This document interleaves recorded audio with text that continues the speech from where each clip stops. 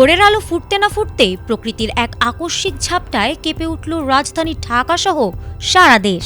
এবছরের বেশ কয়েকটি ভয়াবহ কম্পনের স্মৃতি এখনো জনমনে টাটকা। ঠিক সেই ক্ষতই যেন আবার মনে করিয়ে দিল আজকের এই ভূকম্পন। বিছানায় থাকা মানুষগুলো যখন দিন শুরুর প্রস্তুতি নিচ্ছিল, ঠিক তখনই ঘড়ির কাঁটায় সকাল ৬টা ২৯ শুরু হয় সেই পরিচিত দুলুনি।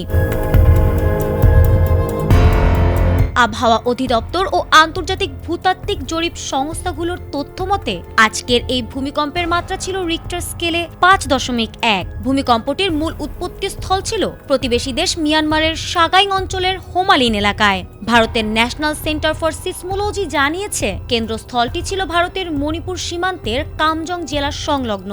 ভূপৃষ্ঠ থেকে এর গভীরতা ছিল প্রায় ৬৬ কিলোমিটার। রাজধানী ঢাকা ছাড়াও সিলেট, চট্টগ্রাম, রাজশাহী এবং দেশের উত্তর পূর্বাঞ্চলীয় জেলাগুলোতে ব্যাপক কম্পন অনুভূত হয়েছে।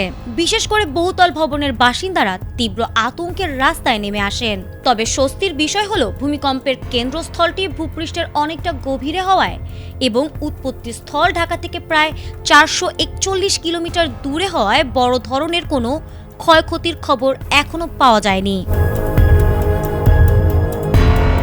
গত কয়েক মাসে ছোট বড় বেশ কিছু কম্পন যেন বারবার মনে করিয়ে দিচ্ছে বাংলাদেশ এক বড় ধরনের ভূতাত্ত্বিক ঝুঁকির মুখে দাঁড়িয়ে। আজকের এই ৫.১ মাত্রার কম্পনটি বড় কোনো বিপর্যয় না আনলেও এটি মূলত একটি ওয়েক আপ কল বা সতর্কবার্তা।